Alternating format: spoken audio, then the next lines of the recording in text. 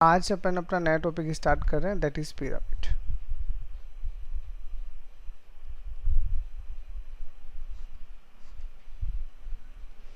तो पिरामिड को जितना आपको आना चाहिए उतना अपन पूरा डिस्कस कर रहे हैं, वन बाय वन क्या है, कैसे, डेफिनेशन क्या है। तो सबसे पहले अगर अपन पिरामिड की डेफिनेशन की बात करते हैं कि पिरामिड होता क्या है, तो इसको सिंपल से अपन कैसे डिफाइन करेंगे कि it is a polyhedron formed by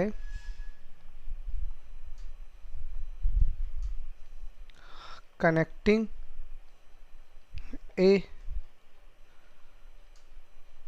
polygonal base and a point, ठीक है, called apex. This is the definition. अगर आपसे कोई पूछे कि पिरामिड होता है क्या है, तो पिरामिड जो होता है ये आपका पॉलीहाइड्रन शेप होता है। पॉलीहाइड्रन को आप अपने लेवल पे बस ऐसे समझ लो कि ये एक 3D फिगर है, ठीक है। अगर जैसे आपने अगर साइंस में केमिस्ट्री फिजिक्स पढ़ा है तो आपने देखा होगा ज़्यादातर जो आपके जो बनते हैं, बॉन्डिंग बनती है, वो पॉलीहाइड्रन शेप ही बनती है, ठीक है। तो ये क्या होता है कि पॉलीहाइड्रन 3D शेप होती है, जो किससे बनती है? Bye connecting A polygonal base and A point called apex. मतलब यहाँ पे हम पिरामिड में क्या डिफाइन करना चाह रहे हैं कि आपका बेस जो होगा वो एक पॉलीगन होगा। अब उस पॉलीगन में वो रेगुलर भी हो सकता है और वो इरेगुलर भी हो सकता है, ठीक है। वो डिपेंड करता है, पर ज़्यादातर क्वेश्चन रेगुलर के ही आते हैं, नहीं तो क्या कैलकुलेशन ज़्यादा हो जाती है इसमें। तो रेगुलर पॉलीगन का ही इसमें ज़्यादा जिक्र होगा।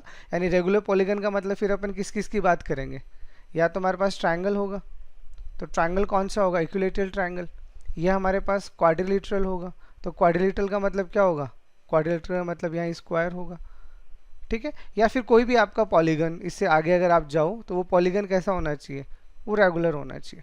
तो ये कोई भी बेस आपका बन सकता है, because all are what? All are the polygons. अब इसकी शेप के बारे में, इस डेफिनेशन मैंने जो बोला है उसको मैं आपको वापस से डायग्राम से समझाता हूँ। तो मैंने क्या बोला है, बेस में आपको जो लेना हो ले लो। जैसे अभी मान लो आपने बोला कि बेस में मुझे एक ट्रायंगल लेना है, तो आप यहाँ पे बेस में एक ट्रायंगल ले लो। मान लीजिए बेस में अपन ने एक ट्रायंगल ले लिया, ठीक है। लेकिन बेस में ट्रायंगल जो है ये मिलेगा कहाँ? तो हम यहाँ बोले यहाँ एक पॉइंट होगा, ये एक पॉइंट होगा। इस पॉइंट को अपन क्या करेंगे? जितने भी आपकी वर्टाइसेज हैं बेस में, उन सबसे क्या करेंगे? फॉर्म करेंगे, मिलाएंगे। तो इसको इससे मिलाएंगे, फिर इसको आप इससे मिलाओगे, और फिर आपको इसको इससे मिलाना है। तो ये जो फिगर दिख रहा है, ये जो बना आपका, ये क्या बना? ये आपका पिरामिड बना। This is a pyramid in 3D, you can visualize it easily. तो यहाँ पे मैंने किसको क्या बोला है? तो यहाँ पे ये जो मेरा पॉइंट बना ऊपर, ये जो पॉइंट होता है ये अपने आप में स्पेशल होता है, क्योंकि इसी की वजह से हमारा क्या बनता है? पिरामिड बनता है, and that point is called apex. और ये जो बैकग्राउंड आपको दिख रहा है, ये वाला, ये आपका यहाँ पे क्या है? ये आपका बेस है, ठीक है। जो क्या होगा हमेशा? जो हमेशा एक पॉलीगन होगा। इस चीज़ को आप हमेशा ध्यान रखना। तो अब डेफिनेशन समझ में आ गई कि जो भी आपका पिरामिड होता है वो अपने आप में एक 3D फिगर होता है, जो किसके कनेक्ट करने से बनती है? पॉलीगोनल बेस को आपको एक पॉइंट से कनेक्ट करना होता है। तो जब आप कनेक्ट करके ये फिगर बनाओगे तो that figure is called pyramid, ठीक है। एक तो ये चीज़ आपको समझ आनी चाहिए, ओके। अब और क्या क्या पॉइंट्स जो हैं जो आपको पिरामिड से रिलेटेड पता होने चाहिए, वो सबसे पहले मैं आपको पॉइंट सारे क्लियर करता हूँ, ठीक है। देखो, पॉइंट में सबसे पहली चीज़ आपके पास में जो आता है वो ये आता है कि यहाँ पे जब आप इस फिगर को देखोगे तो ये अपने आप में क्या है? अरे ये जो आपको चारों तरफ दिख रहा है, ये आपके अपने आप में क्या है? ये इसका लेटरल सरफेस है या नहीं है? दिख रहा है? ये वाला तो देखो, ये जो बेस है, ये तो मैं सारी टर्म्स भी लिखवाऊंगा, ये तो अपने आप में बेस है। इस बेस को भूलने के अलावा आप इसको अगर चारों तरफ से विजुअलाइज करोगे तो इसके अराउंड फिगर में क्या बन रहा है? बताओ, ट्रायंगल बन रहा है नहीं बन रहा? अरे जैसे मैंने आपको प्रिज्म में क्या बताया था? मैंने आपको प्रिज्म में बताया था कि प्रिज्म में जो भी लेटरल कर्व देखोगे वो हमेशा क्या होता है? रेक्टेंगल होता है, याद है? तो प्रिज्म में हमेशा रेक्टेंगल होता है, लेकिन यहाँ पे अगर अपन देखें तो लेटरल सरफेस हमेशा क्या आएंगी? हमेशा आपके ट्रायंगल ही होंगे, ट्रायंगल, ठीक है। लेटरल सरफेस और face, what ever you call, ठीक है। ये अपने आप में एक फेसेज है। तो पहला पॉइंट आप हमेशा ध्यान रखना कि ऑल द लेटरल सरफेसेस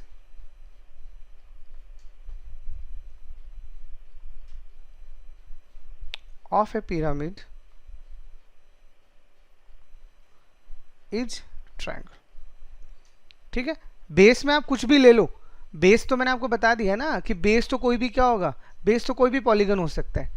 लेकिन अगर आप लेटरल फेसेस की बात करोगे तो लेटरल फेसेस हमेशा क्या होंगे, ये हमेशा अपने आप में ट्रायंगल होंगे ही होंगे। ये चीज़ आप हमेशा ध्यान रखना। और इसी में अगर आप ऐसा बोलो कि आप एक पिरामिड ले रहे हो मान लीजिए, ठीक है, जिसमें साइड्स कितनी है, आपने बोले उसमें n साइड्स है। ठीक है, तो अगर आप n साइड्स को लेके अगर कोई भी पिरामिड बना रहे हो तो उसमें क्या होगा, तो उसमें आपके पास में n+1 तो वर्टाइसेस होंगी, हमेशा ध्यान रखना। n+1 ही आपके पास में फेसेस होंगे। ठीक है, और आपके पास 2n क्या होंगी, 2n आपके पास एजेस होंगे। ठीक है, तो अगर आप n साइड्स को लेके क्या बना रहे हो, अगर आप n साइड्स को लेके कोई भी पिरामिड बना रहे हो, जैसे अभी इसकी अगर मैं बात करता हूँ तो मेरे लिए n साइड्स का मतलब क्या है, जो बेस में है। अरे यहाँ n कौन डिसाइड करेगा, बेस वाला फिगर। तो बेस वाला फिगर जैसे मैंने अगर ये बोल दिया कि ये मेरा बेस फिगर है, तो इसका मतलब इसमें n का वैल्यू कितना आ गया, 3 आया। अरे ट्रायंगल है ना, तो अगर इसमें n का वैल्यू 3 आ गया तो फिर अपन क्या बोलेंगे कि इसमें जो वर्टाइसेस होंगी वो कितनी होंगी, 4 होंगी, फेसेस होंगे वो 4 होंगे, और एजेस कितनी होंगी, 6 होंगे। आप गिन सकते हो ना, देखो एक तो पॉइंट ये है ही, 3 आपके बेस में आ गए, तो वर्टाइसेस तो वैसे ही 4 आ गए। फेसेस की बात करते हो तो एक तो आपके बेस में है ही है, और अराउंड जाओगे तो हर एक वर्टेक्स की वजह से एक फेस बनेगा, या आप ऐसा कह सकते हो हर एक साइड की वजह से एक फेस बनेगा। एक फेस इसकी वजह से बनेगा, एक इसकी वजह से बनेगा, और एक इसकी वजह से बनेगा। 3 फेस तो बनेंगे ही बनेंगे, और एक ही खुद हो गया, तो 4 आपके क्या बनेंगे, फेसेस बनेंगे। और एजेस में आपको 3 ये ऊपर दिख ही रही हैं, 3 आपके बेस के अंदर है। ठीक है, तो कोई भी अगर आपके पास में n साइडेड पिरामिड होगा तो उसमें n+1 एजेस होंगे, n+1 ही फेसेस होंगे, और 2n आपके क्या होंगी, एजेस होंगे। ये चीज़ आप हमेशा ध्यान रखना। ओके, अब अगर आपको पिरामिड को पढ़ना है तो पिरामिड में अपनी टर्म्स होती हैं, सबसे पहले उन टर्म्स को आप अच्छे से समझो, और ये टर्म्स अगर आपको समझ आ गई है उसके बाद में अपन कैलकुलेशन स्टार्ट करेंगे। तो देखो, तो अभी मैं एक पिरामिड बना देता हूँ बड़ा सा, ताकि मैं आपको हर एक टर्म को क्लियरली समझा सकूँ।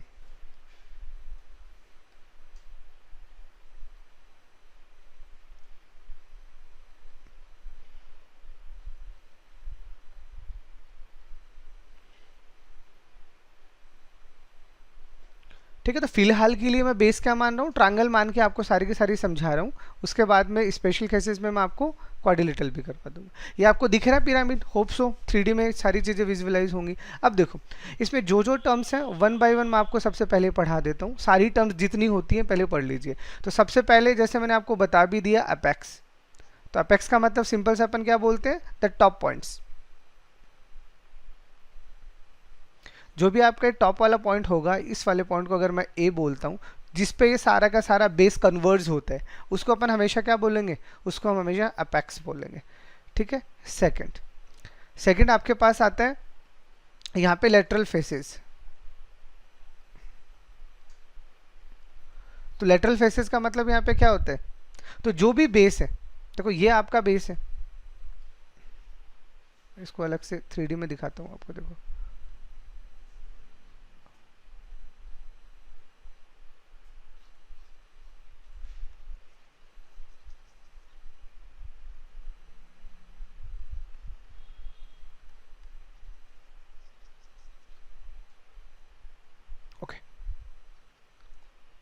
It is more visible. अब देखो ये आपका बेस है, तो इस बेस के अलावा जितने भी फेस होते हैं उन सबको अपन क्या बोलेंगे, लेटरल फेसेस। लाइक अगर मैं इसका बेस क्या मान रहा हूँ, ट्रायंगल मान रहा हूँ, तो इसमें 4 फेस होंगे, तो 4 फेस में से बेस को छोड़ दो, बेस के अलावा जो भी फेसेस होते हैं उनको अपन क्या बोलते हैं, लेटरल फेसेस। तो लेटरल फेसेस का मतलब नॉन बेस फेसेस, सिंपल सा। ठीक है, इस बेस के अलावा बाकी के जो 3 फेस आपके पास बच गए, इन फेसेस को अपन क्या बोलेंगे, इनको अपन बोलेंगे लेटरल फेसेस। ठीक है, थर्ड थर्ड आपके पास आता है हाइट। सर हाँ बताओ। ये जो लेटरल फेसेस में 4 ट्रायंगल बनेंगे ना ऊपर। अरे 4 कहाँ बनेंगे, ऊपर तो 3 ही बनेंगे ना, 2 तो आपको दिख ही रहा है, एक पीछे की साइड है। पीछे एक ही रहेगा। एक मिनट देखिए, ये बना दिया मैंने पॉइंट। तो अगर आप इसमें ट्रायंगल की बात करते हो तो एक ट्रायंगल आपका ए बी सी दिख रहा है आपको, A B C, yes sir. दूसरा ट्रायंगल आपको ए सी डी दिख रहा हो, और एक आपको ए बी डी दिख रहा है। ये तीनों ट्रायंगल दिख रहे हैं? अरे ये जो यस ए सर, बी दिख रहे। डी है ये पीछे वाला ट्रायंगल है, ठीक है। ए यस सर। बी सी इसके साइड वाला है और ए सी डी इसके साइड वाला है, तो इसमें ये तीन ही ट्रायंगल है, और इन्हीं तीन को अपन क्या बोल रहे हैं? लेटरल फेसेस बोल रहे हैं। चौथा तो आपका बेस वाला है। अरे आप कंफ्यूज मत होइए, आप इतना समझिए कि कितने ट्रायंगल या कितने लेटरल फेसेस बनेंगे, तो जितने बेस में आपके पास में साइड है ना, बेस वाला फिगर है उसमें साइड होंगी, तो जितनी साइड होंगी ना उतने ही ऊपर लेटरल फेसेस बनेंगे। जैसे यहाँ पे 3 साइड दिख रही है हमें, अरे इस साइड की वजह से एक ट्रायंगल ऊपर उठ गया, इसकी वजह से दूसरा ट्रायंगल आ गया, इसकी वजह से तीसरा ट्रायंगल आ गया। तो बताओ कोई डाउट? No sir. ठीक है। अब आता है सबसे इंपॉर्टेंट जो वर्ड आता है वो आता है हाइट। तो इसमें हमारे लिए हाइट का मतलब क्या होता है? तो देखो यहाँ पे हम क्या करते हैं, जो भी हमारा अपेक्स है, इस अपेक्स से यहाँ पे इसका सेंटर, ये इसका सेंटर होगा। सेंटर में नॉर्मली अगर आप ट्रायंगल की बात कर रहे हो तो मैं आपको बता ही देता हूँ, ट्रायंगल में इसका जो सेंटर बनेगा, मतलब अगर आप ट्रायंगल बेस ले रहे हो तो ट्रायंगल में जो इसका सेंटर बनेगा, ये सेंटर हमेशा क्या होता है? सेंट्रोइड ही होता है। ये चीज़ आप हमेशा ध्यान रखना। तो ये जो पॉइंट है ना जो मैं यहाँ ले रहा हूँ, ये मेरे लिए यहाँ सेंट्रोइड है, और ये वैसे भी बेस में इक्विलेटरल ट्रायंगल ले रहा हूँ, तो मैं क्या कर रहा हूँ, मैं यहाँ से और इसको क्या कर रहा हूँ, सेंटर से ज्वाइन कर रहा हूँ। तो ये जो लाइन है ये क्या है, यहाँ पे ये परपेंडिकुलर है, मे भी आपको विजुअलाइज हो रहा होगा। मैं वर्टेक्स से सीधा का सीधा नीचे आ रहा हूँ, कहाँ पे? इस सेंटर पे। तो ये जो सेंटर है, ये वाला सेंटर, ये हमारा क्या होता है यहाँ पे, जो ट्रायंगल का सेंट्रोइड होता है उसको हम यहाँ पे सेंटर बोलते हैं। ठीक है। तो अब हम यहाँ हाइट को कैसे डिफाइन करेंगे? तो हम क्या बोलेंगे? Perpendicular distance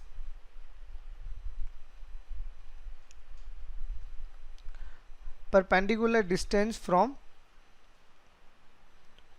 apex to a point on the base। अगर आपको बोले कि पिरामिड का हाइट क्या होता है तो हम क्या बोलेंगे? हम अपेक्स से आए हैं बेस के ऊपर एक पॉइंट तक, लेकिन कैसे आएंगे? परपेंडिकुलर आएंगे। ये चीज़ आप हमेशा ध्यान रखना। तो ये जो हमारा है ये क्या बना? ये हाइट बना, and most probably height is represented by small h। ठीक है। तो ये मेरे लिए क्या बन गया? इसका हाइट बन गया। नेक्स्ट फोर्थ हमारे पास आता है स्लैंट हाइट।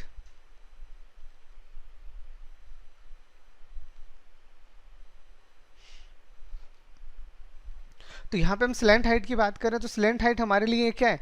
जो भी हमारा अपेक्स है, समझना इस चीज़ को, जो भी हमारा अपेक्स है उस अपेक्स से इस बार अपन क्या कर रहे हैं, जो भी हमारे लेटरल फेसेस है, जो भी लेटरल सरफेसेस है उस पर परपेंडिकुलर डाल रहे हैं। जैसे मैं यहां से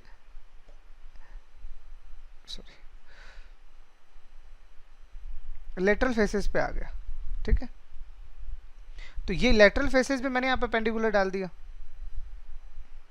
ठीक है। तो ये जो आपको दिख रहा है ग्रीन वाला, that is called slant height represented by L. Okay. तो यहाँ स्लैंट हाइट का मतलब हमारे लिए क्या आएगा? The perpendicular distance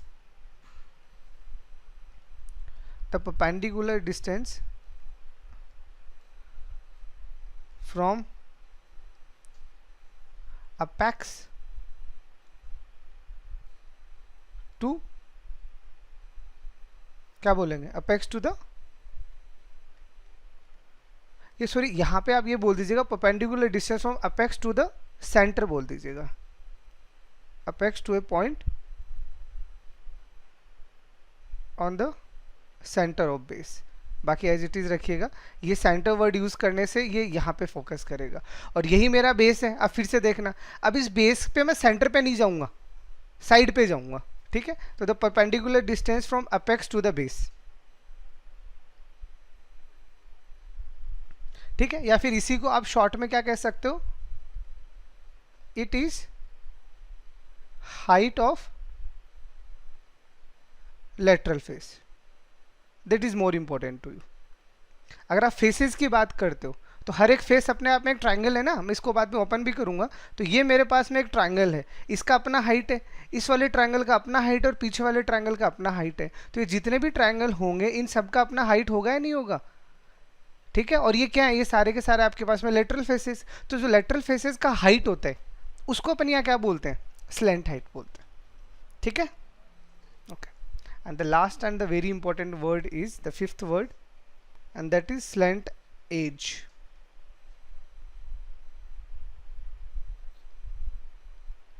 slant edge. तो अगर अब हमें स्लेंट एज की बात किया जाए तो देखो ये हमारे लिए एच हो गया जो हाइट है, ठीक है, जो अपेक्स से सेंटर पे जाने से बनता है। ये आपका क्या हो गया, स्लेंट हाइट हो गया जो अपेक्स से जो भी आपका लेटरल सरफेस है उस पे जाने से बनता है। अब आपको ये दिख रहा है ब्लैक वाला, दिस इज इंपॉर्टेंट, ये अपने आप में एज ही तो है, ये वाला। तो ये जो एज होती है इसको अपन यहाँ बोलते हैं स्लेंट एज, दिस एज। जो भी आपके पास ये एजेस जा रही हैं जो किसकी वजह से जा रही हैं, जो बेस को अपेक्स से मिला रही है, ठीक है, बेस की जितनी भी हैं। तो ये जो आपके पास दिख रहा है, इसको अगर मैं हाईलाइट करूंगा थोड़ा सा, तो दिस इज, तो ये जो बनेगा ये आपके लिए क्या बनेगा, ये आपके लिए बनेगा स्लेंट एज। तो इसको यहाँ रिप्रेजेंट करते हैं स्मॉल ई से। तीन एग्जैक्टली क्या होता है, पिरामिड पढ़ने के लिए 4 सिंबल्स आपके पास होते हैं। पहला सिंबल, अगर आप बेस ले रहे हो तो बेस का कोई साइड होगा, तो साइड को अगर मैं ए मान लेता हूँ, अगर इक्विलेटरल ट्राइंगल है तो ओ ला रहे, तो एक तो आपके पास साइड के लिए ए आ गया, एक आपके लिए हाइट के लिए एच आ गया, एक आपके लिए स्लेंट हाइट के लिए एल आ गया, और एक आपके लिए स्लेंट एज के लिए ई आ गया, क्योंकि क्वेश्चन में यही तो गिवन होते हैं। तो स्लेंट एज को अपन कैसे डिफाइन करेंगे, edges between the lateral faces of a pyramid. जो भी लेटरल फेसेस है उनके लिए जो आपका एज होता है उसी को अपन यहाँ क्या बोलेंगे, स्लेंट एज बोलेंगे। तो ये मेरे लिए क्या बन गया, स्लेंट एज बन गया। तो बताओ इसमें किसी में भी टर्म्स वाइज कोई दिक्कत है तो अपेक्स आपका टॉप पॉइंट होगा, ठीक है। उसके बाद में आपका हाइट क्या होगा, अपेक्स से सेंटर पे जब आप आओगे वो डिस्टेंस आपका हाइट बनेगा। लेटरल हाइट क्या बनेगा, जब आप अपेक्स से किसी भी फेस की हाइट की बात करोगे, फेस की यानी लेटरल फेस की, वो स्लेंट हाइट बनेगा। उसके बाद में स्लेंट एज क्या बनेगा, जितने भी आपके लेटरल फेसेस हैं उनके बीच में जो एजेस हैं उनको अपन क्या बोलेंगे, स्लेंट एज बोलेंगे। अब बताओ यहाँ तक किसी को भी कोई डाउट है तो टर्म वाइज अगर कोई प्रॉब्लम है, क्योंकि अगर ये टर्म्स अगर आपको नहीं समझ में आई तो आगे कैलकुलेशन करते वक्त आपको ये पैरामीटर नहीं समझ में आएंगे। तो आपके माइंड में अगर पिरामिड चल रहा है या आप पिरामिड को पढ़ना चाह रहे हो तो बस आपके दिमाग में ये चलना चाहिए, ए एच एल एंड ई, ये 4 चीज़ें आपके दिमाग में चलनी चाहिए। अगर ये चारों चीज़ें आपके दिमाग में चल रही है तो फिर अपन इससे रिलेटेड कोई भी फॉर्मूला बना सकते हैं, ठीक है। गॉट इट, चले आगे, चलो। अब वन बाय वन हम क्या करते हैं, जो सबसे इंपॉर्टेंट चीज़ है इसका, जैसे अगर अपन वॉल्यूम की बात करते हैं तो वॉल्यूम तो अपन पहले से ही इसका पढ़ते आए हैं, तो वॉल्यूम में तो कोई दिक्कत ही नहीं है। तो अगर आपको किसी भी पिरामिड का वॉल्यूम निकालना है तो मैं वॉल्यूम का फॉर्मूला तो पहले ही लिख देता हूँ, और वॉल्यूम ऑफ पिरामिड, ठीक है। तो किसी भी पिरामिड का अगर आपको वॉल्यूम निकालना है तो फॉर्मूला क्या होता है, 1/3 बेस एरिया इंटू हाइट। तो जैसा आपका बेस बनेगा उसके अकॉर्डिंग आप इस फॉर्मूले को अप्लाई कर दीजिएगा, ठीक है। ये आपका वॉल्यूम का फॉर्मूला आ गया जो अब आपको अच्छे से याद रखना है। अब उसके अलावा आपका लेटरल सरफेस एरिया और टोटल सरफेस एरिया कैसे निकलता है वो मैं आपको बता देता हूँ। अब ये बेस देखिए जैसा होगा ना कैलकुलेशन वैसा ही होगा, तो एक आध केसेस तो मैं आपको करके बताऊंगा। तो अब इसमें देखो, अब हम निकाल रहे हैं लेटरल सरफेस एरिया। तो लेटरल सरफेस एरिया अगर आपको निकालना है ऑफ पिरामिड तो कैसे निकालोगे, देखो ये आपका वॉल्यूम हो चुका है, तो this is the second, this is the lateral surface area, ठीक है। तो लेटरल सरफेस एरिया निकालना है तो इसमें देखो 2 चीज़ें हैं, अगर रेगुलर पिरामिड है तो क्या होगा और इरेगुलर है तो क्या होगा। तो सबसे पहले मैं रेगुलर पिरामिड की बात कर लेता हूँ। मान लीजिए आपके बेस में जो भी आपने फिगर लिया वो रेगुलर है, तो समझने के लिए मैं इसको क्या मान लेता हूँ, समझने के लिए मैं पिरामिड मान लेता हूँ, मतलब अभी ट्रायंगल मान लेता हूँ, ठीक है, ताकि कैलकुलेशन में दिक्कत ना आए। तो अभी हम क्या मान रहे हैं कि ये हमारे पास में क्या है, हमारा पिरामिड है।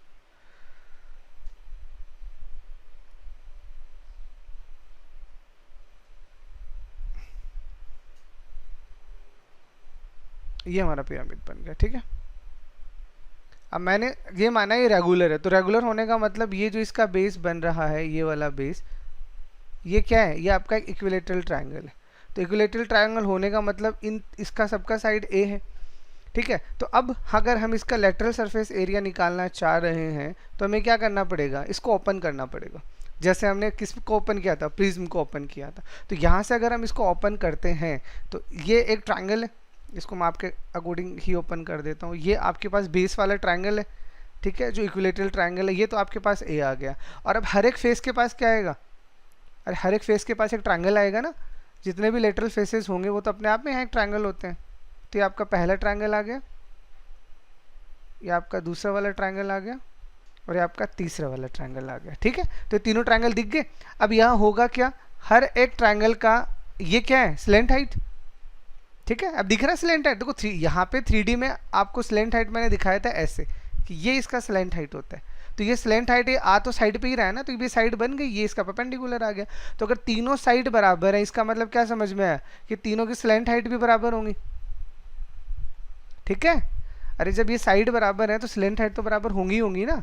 तो अब हमें क्या निकालना है, इसका लेटरल सरफेस एरिया। तो इसका लेटरल सरफेस एरिया निकालने के लिए हमें क्या समझ में आ रहा है कि आपके पास में नीचे वाला एरिया तो लेना नहीं है, चारों तरफ का लेना है। तो चारों तरफ में हमारे पास क्या आ रहे हैं, 3 ट्रायंगल आ रहे हैं, और वो भी कौन से वाले आ रहे हैं, ठीक है। अब देखो ये परपेंडिकुलर है, तो इसका मतलब 3 राइट एंगल ट्रायंगल अपने पास आ रहे हैं। तो अगर मैं इसको सॉल्व करूंगा लेटरल सरफेस एरिया, तो 3 इंटू 1/2 बेस इंटू हाइट। तो इसका बेस कितना आ रहा है ए, और हाइट कितना आ रहा है एल, और तीनों ही सिमेट्रिक है। और इसी को अपन कैसे लिख सकते हैं, 1/2 अलग से लिख दो इंटू 3a इंटू एल, ठीक है। तो यानी अब अगर हम इस फॉर्मूले को डिफाइन करेंगे तो लेटरल सरफेस एरिया क्या बनेगा, 1/2 इंटू ये 3a एग्जैक्टली क्या है, ये जो भी मेरा बेस है इसका पैरामीटर। अरे ट्रायंगल का पैरामीटर 3a ही तो होता है, तो अपन इसको क्या बोल सकते हैं, पैरामीटर ऑफ बेस। और इंटू एल क्या है, आपका स्लेंट हाइट।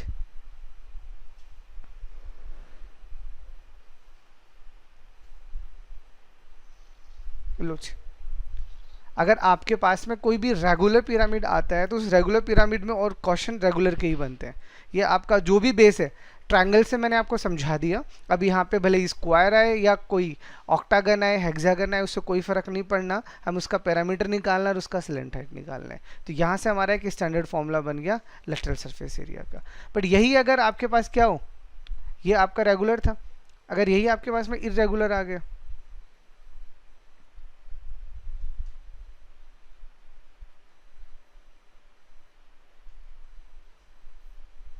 ठीक है। तो इरेगुलर आने का अब मतलब क्या है, यहाँ पे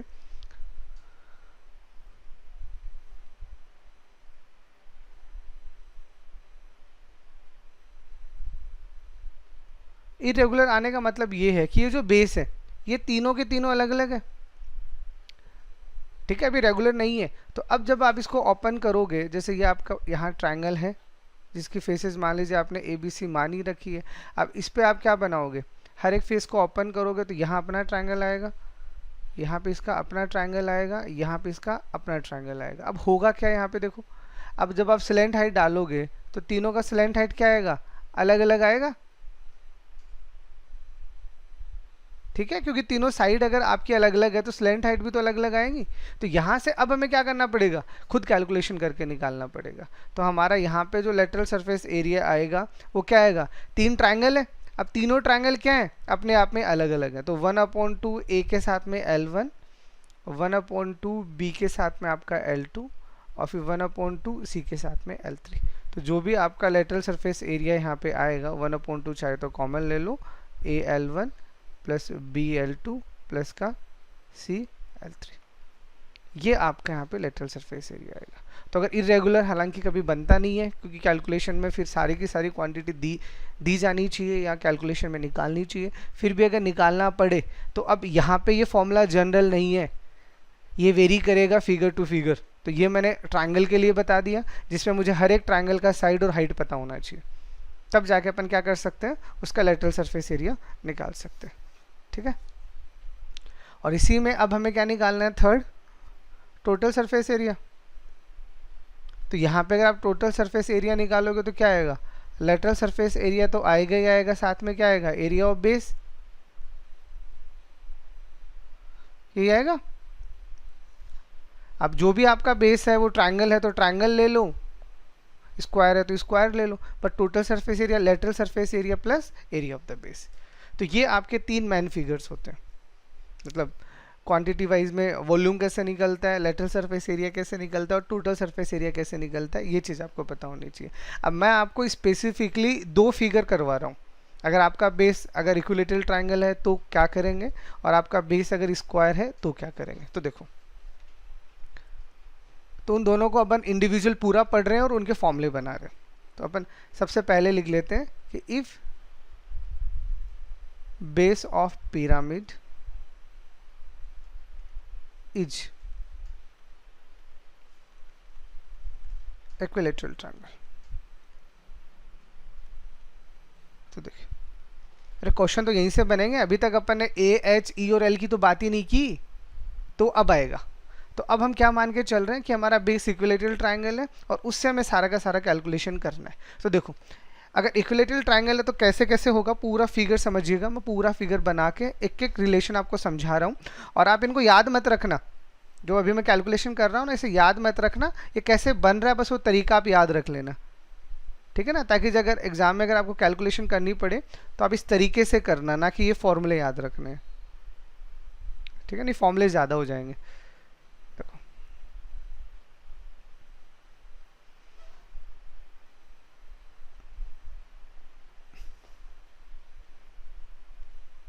ये आपका पिरामिड बन गया। अब देखो, अब इसमें जैसे जैसे समझा रहा हूँ ना, बिल्कुल पूरा मैं आपको 3D विजुअलाइज देने की कोशिश कर रहा हूँ, इसीलिए ताकि आपके दिमाग में ये चीज़ें चलें।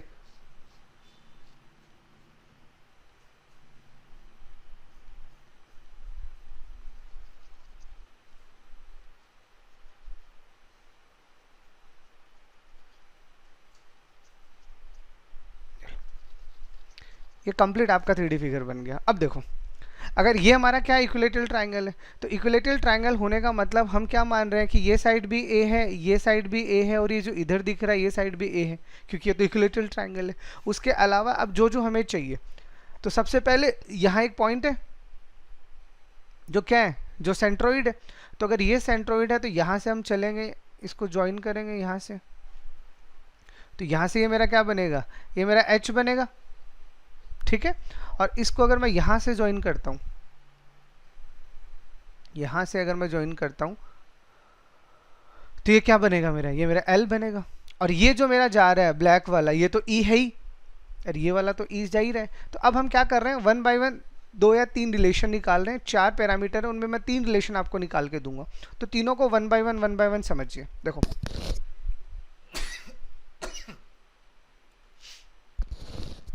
तो देखो, सबसे पहले अगर अपन बात करते हैं, यहाँ पे एक एक को आप देखते जाओ, कहीं कोई प्रॉब्लम नहीं आनी।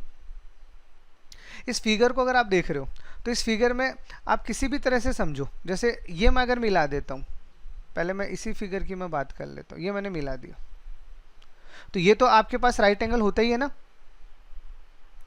तो ये राइट एंगल होता है, तो ये मेरे पास एच है, ये मेरे पास एल है। अब अगर मैं इसकी बात करूँ तो ये मेरे लिए क्या है, that is more important for me. जैसे अगर मैं इसकी बात कर रहा हूँ तो ये मेरे लिए क्या है, तो एक बात बताओ, ये मेरे पास ट्रायंगल है और यहाँ पे मेरे पास सेंट्रोइड है। तो अगर मैं इस सेंट्रोइड की बात करता हूँ तो ये हमेशा इसको 2:1 में डिवाइड करता है, बोलो कोई शक। और दूसरा चीज़, अगर अपन इस ऊपर वाले पार्ट की बात करते हैं तो ये आपका क्या होता है, अरे ऊपर वाला पार्ट आपका इक्विलेटरल ट्रायंगल में क्या होता है, सरकम रेडियस, और नीचे वाला क्या होता है, इन रेडियस। बताओ कोई डाउट। अरे अगर ये इक्विलेटरल ट्रायंगल है, अगर मैं इसके चारों तरफ से एक सर्कल में बाहर की तरफ बनाता हूँ और एक सर्कल में अंदर की तरफ बनाता हूँ, तो उस कंडीशन में ये जो अंदर वाला ये वाला हाइट बनेगा, ये तो इन रेडियस बनेगा, और ये बाहर वाले के लिए ये वाला राइट मेरा सरकम रेडियस बनेगा। तो ये जो मेरा सेंटर है, ये 2 पार्ट में डिस्प्यूट हो रखा है यहाँ पे। अब मैं इसको आगे लेके जाऊँगा तो ये यहाँ से होता हुआ कहाँ जाएगा, इस वर्टेक्स से मिलेगा ना। अरे बताओ, तो इस वर्टेक्स से मिलेगा, इसका मतलब वर्टेक्स वाला पार्ट ये वाला 2 वाला पार्ट था और ये नीचे वाला 1 वाला पार्ट है। बताओ कोई दिक्कत यहाँ तक, ठीक है। तो अब देखो, तो ये मेरे पास जो नीचे वाला पार्ट है ये मेरा बेस है, जैसे ये मेरा बेस है ये रहा, और इस बेस पे ये अगर लाइन जा रही है तो ये वाला पार्ट 1 वाला पार्ट है, यानी इसी को मैं क्या बोल सकता हूँ, स्मॉल आर। बताओ कोई दिक्कत। तो यहाँ पे हमने क्या पढ़ा है कि कैपिटल आर और स्मॉल आर होते क्या इक्विलेटरल ट्रायंगल के, तो ये आपके पास क्या होता है a/√3 और स्मॉल आर आपके पास में क्या होता है a/2√3। बताओ किसी को डाउट है क्या? अरे आपने जब इसको सेंट्रोइड मान लिया और ये आपके पास में इक्विलेटरल ट्रायंगल है, तो इक्विलेटरल ट्रायंगल में तो सारे पॉइंट कोइंसाइड ही होते हैं। तो ये आप इसे कुछ भी मान लो, सब ये एंगल बाई सेक्टर भी ये सब है ये तो ये 2:1 है, तो ऊपर वाला पार्ट हमेशा आर बनेगा और नीचे वाला पार्ट हमेशा स्मॉल आर बनेगा। तो इसका मतलब आप साइड से ज्वाइन कर रहे हो या वर्टेक्स से ज्वाइन कर रहे हो वो दिमाग लगा लो। तो अभी अगर अपन वर्टेक्स से ज्वाइन कर रहे हैं तो ये आर बन गया, ये एल है और ये एच है, ये आपका राइट एंगल ट्रायंगल बन ही रहा है। तो इसके अपोजिट क्या है एल है, तो यानी यहाँ से अगर मैं रिलेशनशिप निकालूंगा मेरा फर्स्ट रिलेशनशिप, तो क्या आएगा L² = H² + R²। ठीक है, जहाँ आर का वैल्यू हमें पता है, आर हमने किसको माना है इन रेडियस को, जो कितना होता है a/2√3। ठीक है, तो इसका मतलब हमारा फॉर्मूला क्या निकल के आ जाएगा L² = H²+, अब आप चाहो तो इसे ऐसे याद रख लो, ये लो। तो ये आपके पास पहला फॉर्मूला। अरे अगर आपको वॉल्यूम निकालना है, टोटल सरफेस एरिया निकालना है, तो इन सब के लिए ए और एस तो चाहिए ना, ए एच और एल तो चाहिए। तो उसमें आपको कोई भी दो क्वांटिटी दे देगा और तीसरा पूछेगा, तो ये रिजल्ट तो आपको लगाना ही पड़ेगा। तो बताओ इस पहले रिजल्ट में किसी को कोई डाउट? अब आता है दूसरा रिजल्ट। अगर अपन दूसरे रिजल्ट की बात करते हैं तो बस इसी फिगर में बस देखते जाइए, इसी फिगर में मैं सारी कैलकुलेशन आपको कर दूंगा। अब ये थोड़ा सीधा तो क्या फिगर ऐसा बन गया, हालांकि यहाँ मिलना चाहिए था, बस आपको समझाने के लिए मैं ऐसे कर दूं। 3D है, थोड़ा समझना है चीज़ों को। ये सीधा जाएगा, हालांकि ये 3D में है तो ये सीधा जा रहा है, ये ऐसा बन जाएगा। तो ये ऐसा बन जाएगा, तो ये बताओ ये कैपिटल आर होगा या नहीं होगा? अरे वर्टेक्स के साइड से आप जाओगे तो आपको कैपिटल आर मिलता है, साइड की तरफ से जाओगे तो स्मॉल आर बनता है। तो ये आपके पास कैपिटल आर है, और ये वाला बताओ ई होता है नहीं होता? अरे ये तो स्लेंट एज है ना, तो ये आपके पास ई है, ये आपके पास एच है, ये आपके पास कैपिटल आर है, और ये यहाँ पे भी तो परपेंडिकुलर है। ठीक है, तो इसका मतलब अगर यहाँ पे परपेंडिकुलर है तो अपन यहाँ से क्या रिलेशनशिप निकाल सकते हैं कि ई² का जो वैल्यू आपके पास आएगा वो क्या आएगा H² + R² आएगा या नहीं आएगा? जहाँ पे R आपका सरकम रेडियस है जिसका वैल्यू क्या होता है a/√3। तो यानी ई² का वैल्यू आपके पास आ जाएगा H² + a/√3 का होल स्क्वायर। ये आपका सेकंड रिलेशनशिप आ गया। अब आपको डिपेंड करता है, आपको स्लेंट हाइट दिया है, स्लेंट एज दिया है, हाइट दिया है, साइड दिया है, अपन उन्हीं में तो रिलेशनशिप निकाल रहे हैं। तो बताओ इन दोनों में किसी को भी कोई डाउट? अरे बताओ कोई डाउट है तो? No sir. No sir. Third conclusion, अगर अपन थर्ड कंक्लूजन की बात करते हैं तो उसके लिए तो बहुत ही सिंपल है, बहुत ही सिंपल है। इसको ओपन कर दो, ये चीज़ तो समझ आएगी, तो इसको मैं हटा रहा हूँ। तो अगर इसी को अगर अपन ओपन करेंगे तो ऐसे ही तो होता है, ये अपना बेस बनता है और ये आपके पास में ट्रायंगल निकलेंगे अगर मैं इसको ओपन करूँगा तो अब यहाँ पे देखो ये तो ए है ना, ये आपका ई होता है और ये आपका एल होता है। बताओ यहाँ तक किसी को कोई डाउट? अरे मैंने इसको ओपन कर दिया, तो ओपन करने के लिए ये मेरा साइड है, साइड मेरा ए है, ये मेरी स्लैंट एज है, तो ये मेरी ई हो जाएगी। ये मेरा क्या है? ये मेरा स्लैंट हाइट है। अब एक बात बताओ, यहाँ से जब आप परपेंडिकुलर डाल रहे हो तो इक्विलेटरल ट्रायंगल है, तो ये इसको बाइसेक्ट करेगा या नहीं करेगा? तो ये वाला जो है ये मेरे पास में a/2 आएगा या नहीं आएगा? तो यानी यहाँ से जब आप सॉल्व करोगे तो आपके पास कंक्लूजन किस तरह से निकलेगा कि ये तो आपके पास a/2 आएगा, यहाँ राइट एंगल बन रहा है तो यहाँ L आ जाएगा और यहाँ E आ जाएगा। बताओ इसमें किसी को कोई डाउट? तो यानी यहाँ से आपके पास में E² का वैल्यू कितना आएगा L² + a/2 का होल स्क्वायर। तो मैं आपको इन रिजल्ट्स को याद रखने के लिए नहीं बोल रहा, मैं तो ये बोल रहा हूँ कोई भी क्वेश्चन हो आप तो पहले फिगर बनाओ, फिगर में से L, H, E और A में से जो दे रखा वो बना लो, और उसके बाद में आपके सामने मैंने पूरा फिगर खोल दिया कि अगर इक्विलेटरल ट्रायंगल है तो हम उसमें कैसे कैसे, अगर कोई भी 3 क्वांटिटी दे रखा तो चौथा कैसे निकालेंगे, या कोई 2 दे रखा है तो तीसरा कैसे निकालेंगे। तो इसमें बताओ किसी को भी कोई डाउट हो तो बस ये आपको पता होना चाहिए। इन तीनों रिजल्ट में किसी भी बच्चे को कोई डाउट हो तो जल्दी बताओ। ठीक है, तो बढ़िया। तो अब ऐसे ही आपको याद रखना है, इस पूरे फिगर में जो जो रिजल्ट्स, ये तीनों रिजल्ट्स हैं, इसको याद मत करो, इसका तरीका याद कर लो। क्वेश्चंस तो मैं खैर करवाऊंगा ही, तो और अच्छे से समझ आ जाएंगे। ठीक है, अब इसी का स्पेशल केस, आपका बेस इक्विलेटरल ट्रायंगल है, अगर यही इक्विलेटरल ट्रायंगल अगर आप बेस रख के अगर आप और फिगर की बात करते हो, तो यहाँ से एक स्पेशल फिगर बनता है, and that figure is called tetrahedron.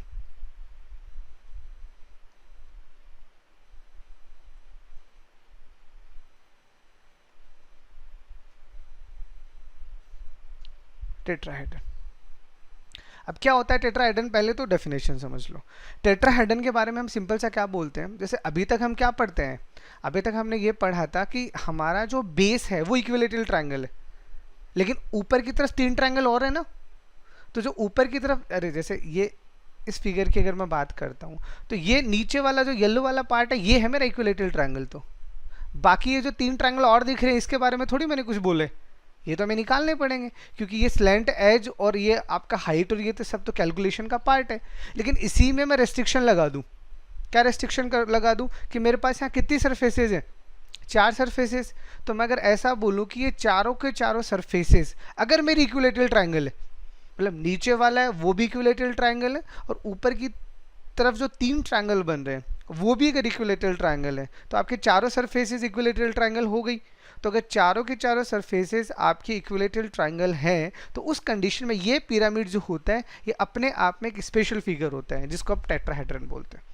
ठीक है, तो टेट्राहेड्रन की डेफिनेशन अपन क्या बोलेंगे, सिंपल सा, कि इफ ऑल द सरफेसेस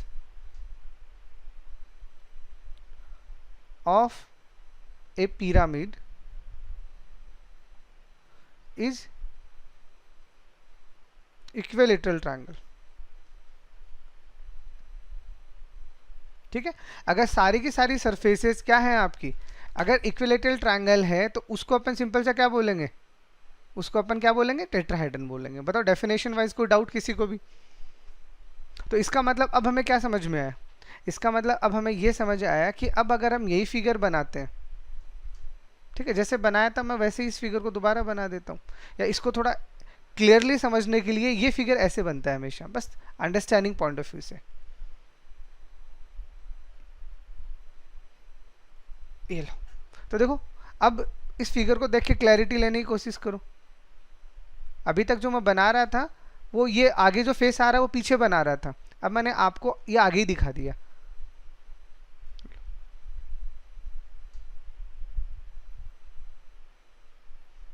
तो ये आपका बेस है नीचे वाला, ठीक है। अब ये नीचे वाला बेस है, तो इसका साइड अगर मैंने ए माना है, तो अब बताओ क्या होगा, अब जितनी भी साइड है सब ए होने वाली है। ये भी ए है, ये भी ए है, ये भी ए है, ये भी ए है, ये भी ए है, और ये भी ए है। अरे तभी तो सारी सरफेस इक्विलेटरल ट्रायंगल बनेगी। बताओ कोई डाउट है। तो एक ऐसा पिरामिड जिसमें जितनी भी सरफेसेस हैं वो सब की सब क्या है, इक्विलेटरल ट्रायंगल होती हैं, उस पिरामिड को अपन क्या बोलते हैं, टेट्राहेड्रन बोलते हैं। ठीक है, अब इस टेट्राहेड्रन का अपना एक स्पेसिफिक रोल है, अपन हार्मेस में भी, वेक्टर्स में और एक आध जगह और पढ़ेंगे। फिलहाल मैं यहाँ पे ज्योमेट्री के पॉइंट ऑफ व्यू से जो जो रिजल्ट है वो लिखवाता हूँ। देखो अब यहीं पे अपन क्या करते हैं, सबसे पहले इसकी कैलकुलेशन में जो जो चीज़ें हमें चाहिए, पहला काम इसको ओपन करके देख लेते हैं। तो जैसे ही हमने इसको ओपन किया, ये तो ट्रायंगल है ही हमारे पास में, ये भी भर भर के ट्रायंगल ही आएंगे हमारे पास, आएंगे। तो देखो ये भी ए है, ये भी ए है, ये भी ए है, सिर्फ एक को देखो, बाकी पे कोई नीड नहीं है। तो अगर ये इक्विलेटरल ट्रायंगल बन रहा है, तो ये क्या इसका स्लैंट हाइट है। अब मुझे बताओ इसका स्लैंट हाइट क्या है। अरे ये जो एल है, ये अपने आप में इक्विलेटरल ट्रायंगल का हाइट नहीं हुआ। अब बताओ, यहाँ पे इस बार ये इक्विलेटरल ट्रायंगल बन गया, इससे पहले इक्विलेटरल ट्रायंगल था नहीं ये, अभी मैंने इसकी तीनों साइड को ए बना दिया, तो ये वाला इक्विलेटरल ट्रायंगल बन गया। तो यहाँ पे एल क्या होगा, बताओ जल्दी। √2a। अरे √3/2 इंटू ए नहीं होगा, इक्विलेटरल ट्रायंगल का हाइट क्या होता है, √3/2 इंटू साइड। याद है क्या, या भूल गए। Yes sir. ठीक है ना, तो जो ये आपका एल आएगा यहाँ पे, ये एल आपका वही आएगा जो इक्विलेटरल ट्रायंगल का रियल वाला हाइट होता है, यही होता है आपका इक्विलेटरल ट्रायंगल का हाइट। तो ये तो आपने निकाल लिया एल, ठीक है, ओके। अब बाकी की चीज़ें अपन निकालते हैं। तो बाकी की चीज़ों में सबसे पहले अपन निकालते हैं टोटल सरफेस एरिया। अगर अपन टेट्राहेड्रन का टोटल सरफेस एरिया निकालेंगे तो हमारा फॉर्मूला क्या होता है, 1/2 perimeter of base into slant height. यही पढ़ा है हमने। तो 1/2 इसका पेरीमीटर निकालो, तो इसका पेरीमीटर कितना आएगा, अरे ये भी ए, ये भी ए, ये भी ए, तो 3 आएगा। ठीक है, और हाइट, स्लैंट हाइट अभी भी निकाल लिया, ये रहा, ये कितना आ रहा है आपके पास में, √3/2 इंटू ए। ठीक है, तो यानी यहाँ पे आपका, सॉरी लेटरल सरफेस एरिया निकाल रहे हैं पहले, तो जो आपका लेटरल सरफेस एरिया आएगा वो कितना आएगा यहाँ पे, 3√3/4 इंटू साइड स्क्वायर। और ये ऐसे दिक्कत ही नहीं है, ऐसा मत करो यार, मैं कह रहा हूँ याद रखने के लिए सबसे आसान तरीका क्या है, लेटरल सरफेस एरिया मतलब चारों तरफ, तो चारों तरफ आप नजर दौड़ाओ तो चारों तरफ आपको इक्विलेटरल ट्रायंगल दिख रहे हैं, नहीं दिख रहे, अरे इसके तीन तरफ 3 इक्विलेटरल ट्रायंगल है, और एक इक्विलेटरल ट्रायंगल का एरिया क्या होता है, यही होता है √3/4 इंटू साइड स्क्वायर। ऐसे कितने हैं, 3 है, तो इसको 3 से इंटू कर दो। तो इसको ऐसे याद रखोगे तो मैं भी ये कन्फ्यूजन दे आपको, तो आप इसे लॉजिकल याद रखो कि अगर आपको टेट्राहेड्रन का क्या निकालना है, लेटरल सरफेस एरिया निकालना है, तो इसका मतलब चारों तरफ का पार्ट, और चारों तरफ मतलब 3 इक्विलेटरल ट्रायंगल, तो एक इक्विलेटरल ट्रायंगल का होता है √3/4 साइड स्क्वायर, तो 3 का कितना हो जाएगा, 3 इंटू √3/4 इंटू ए स्क्वायर। बताओ कोई डाउट। और ऐसे अब हमें टोटल सरफेस एरिया निकालना है, तो अब ऐसे ही कर दें, अब जब तरीका समझ आ गया तो वैसे ही कर देते हैं ना, कि √3/4 साइड स्क्वायर 1 का है, तो ऐसे कितने बन रहे हैं, 4 नहीं बन रहे। अरे अब टोटल सरफेस एरिया में बेस वाला लेंगे, वो भी तो इक्विलेटरल ट्रायंगल है, तो √4, ये 4 से 4 काट दो, तो डायरेक्ट आपके पास कितना आ जाएगा, √3a²। बताओ कोई डाउट। तो लेटरल सरफेस एरिया क्या होता है, इक्विलेटरल ट्रायंगल का 3 टाइम, और टोटल सरफेस एरिया क्या होता है, इक्विलेटरल ट्रायंगल का 4 टाइम। आप इसे ऐसे याद रख लो।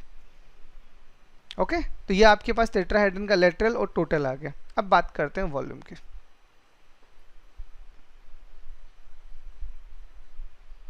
अगर वॉल्यूम निकालते हैं तो वॉल्यूम निकालने के लिए फॉर्मूला तो हमें पता है कि 1/3 बेस एरिया इनटू हाइट चाहिए। ठीक है, तो अब यहाँ से जो सारा का सारा काम होगा वो देखो कैसे होगा, इस चीज़ को अपन कैसे डील करते हैं, क्योंकि हमें आंसर किसके टर्म में चाहिए, एक ही टर्म में ही चाहिए। अरे ये हाइट जो है ये अभी अपन ने नहीं निकाली है, ये बची हुई है। अभी तक हमने क्या निकाला है, हमने स्लैंट हाइट निकाला है, कंफ्यूज मत होना। अब हम इसका हाइट निकालते हैं। देखो अगर इसी का अगर आप हाइट के लेवल पे बात करोगे तो अब इसको थोड़ा और मैं आपको अच्छे से पूरी कैलकुलेशन करके समझा रहा हूँ, तो समझो।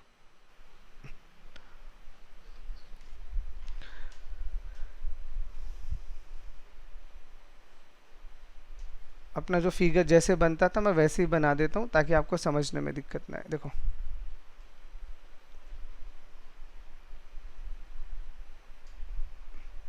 अब मुझे जो निकालना है मैं बस उस पर फोकस कर रहा हूँ, क्योंकि कैलकुलेशन में करवा चुका हूँ, यहाँ बस मैं दोबारा आपको दिखा रहा हूँ। तो मुझे जो एच चाहिए वो बताओ, ये नहीं है। अरे जो मुझे एच चाहिए वो तो ये वाला एच है ना, हाइट वाला एच। ठीक है, और इस हाइट वाले एच को, ये मेरा क्या है, ये मेरा स्लैंट हाइट है एल, और इसको मैं इससे मिला देता हूँ, ये लो जी, ये मिला दिया। तो ये अभी भी बताया क्या होता है, स्मॉल आर होता है। बताओ कोई डाउट इसमें। अरे कैलकुलेशन तो कर लिया ना अभी अभी अपन ने।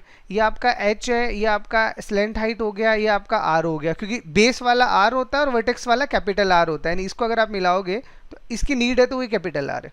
तो यानी यहाँ से अपन क्या कह सकते हैं कि एल स्क्वायर का वैल्यू हमारा H square plus R square के बराबर आ रहा है या नहीं आ रहा, आ रहा है। अब एल का वैल्यू अभी भी अपन ने निकाला, कितना है, √3/2 इंटू साइड, यही होता है।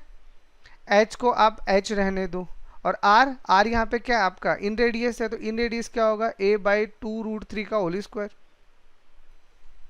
तब इसको पूरा सॉल्व करोगे तो ये आपके पास आएगा 3/4 साइड स्क्वायर यहाँ से, और इसको सॉल्व करोगे तो ये कितना आएगा, माइनस कर देता हूँ इसको, 1 कितना आएगा 12, तो 1/2 a² is equal to H square.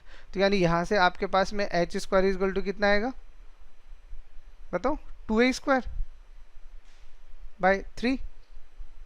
तो इसको सॉल्व करोगे तो 12 करने के लिए 9 - 1 8, 8/12 कितना होता है, 2/3 तो होता है। ठीक है, तो यानी एच स्क्वायर का वैल्यू आपके पास आ गया 2a² बाय 3, तो एच का वैल्यू कितना आ जाएगा, 2/3 into side, and that is again very important result. यानी अगर आपको टेट्राहेड्रन का सिर्फ हाइट निकालना है, ये एग्जैक्ट वाला हाइट है, तो वो कितना होता है, ये होता है। अब बताओ यहाँ से कोई डाउट? तो अब हम वॉल्यूम निकाल लें। तो अभी भी हमने क्या सीखा कि वॉल्यूम हमारा होगा 1/3 बेस एरिया। तो बेस एरिया क्या है, इक्विलेटरल ट्राइंगल, तो क्या आएगा √3/4 side square into height. Height कितना है, √2 और √3 में अलग अलग करके लिख देता हूँ, इंटू साइड। तो इसको पूरा का पूरा आप सॉल्व करोगे तो वॉल्यूम आपके पास कितना आएगा, देखो इस √3 से ये वाला √3 कट जाएगा, और इस a को इस a से करोगे तो ये तो a³ यहाँ आना ही आना है। यहाँ से इस √2 को इस √2 से कैंसिल करोगे तो 2√2 को इससे करोगे तो 6√2।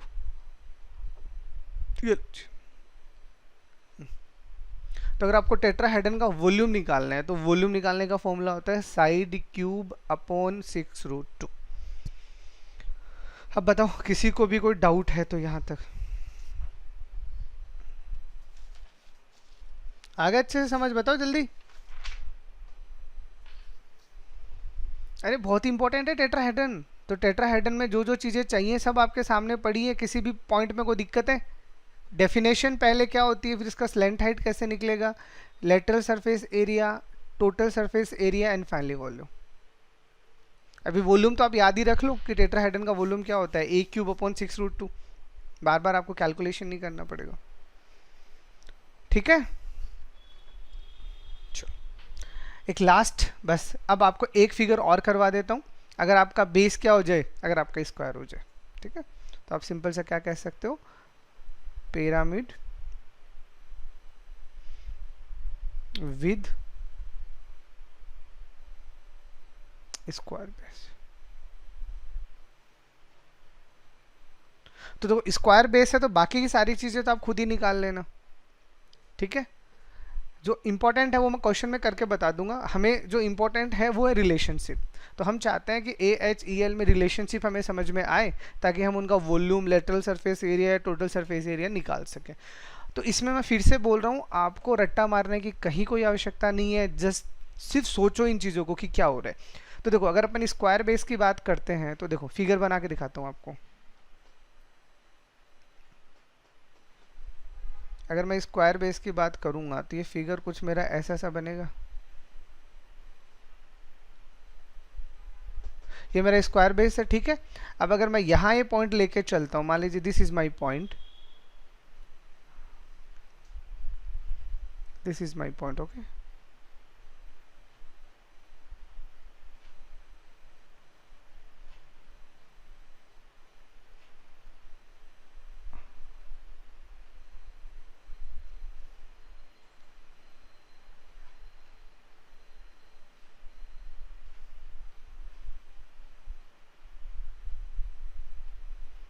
ठीक है, क्लियर हो रहा है थोड़ा कि अगर आप स्क्वायर बेस की बात करोगे तो स्क्वायर बेस में आपका जो पिरामिड बनेगा वो कुछ ऐसा बनेगा।